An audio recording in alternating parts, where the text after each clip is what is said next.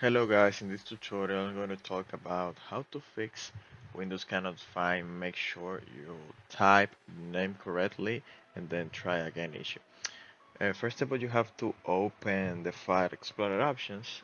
Uh, as you can see, the File Explorer options and change Quick Access to this PC.